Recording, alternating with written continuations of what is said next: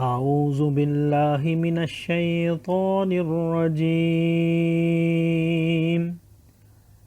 میں پناہ مانگتا ہوں اللہ کی شیطان مردود سے۔ بسم اللہ الرحمن الرحیم۔ اللہ کے نام سے شروع جو نہایت مہربان رحم والا۔ لقد كان في يوسف وإخوته آيات للسائلين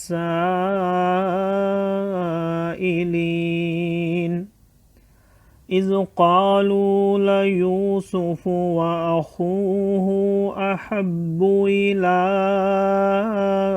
أبينا منا ونحن عصبة إن أبانا لفي ضلال مبين اقتلوا يوسف أو اطرحوه أرضا يخل لكم وجه أبيكم وتكونوا من بعده قوما صالحين قال قائل منهم لا تقتلوا يوسف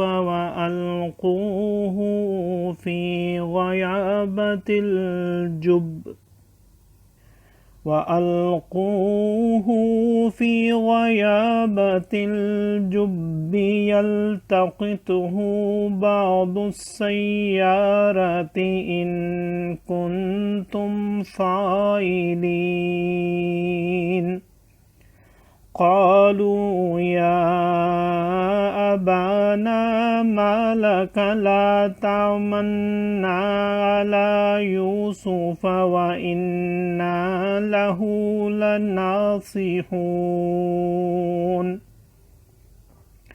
أرسله معنا غدا يرتع ويلعب وإنا له لحافظون قال إني ليحزنني أن تذهبوا به وأخاف أن يأكله الذئب وأنتم عنه غافلون قالوا لئن أكله الذئب ونحن عصبة إنا إذا لخاسرون فلما ذهبوا به وأجمعوا أن يجعلوه في غيابة الجب وأوحينا إليه لتنبئنهم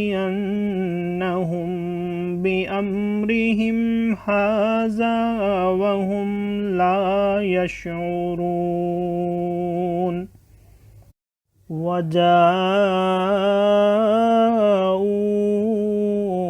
أباهم عشاء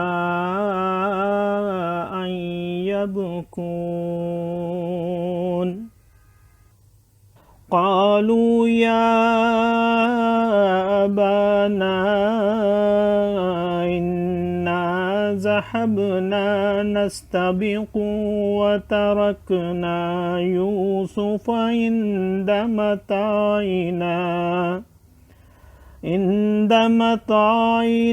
فأكله الذئب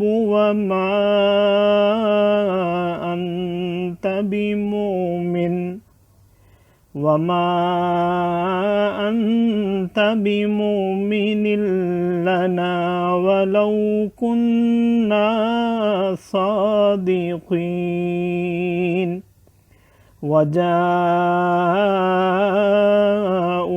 على قميصه بدم كذب قال بل سولت لكم أنفسكم أمرا فصبر جميل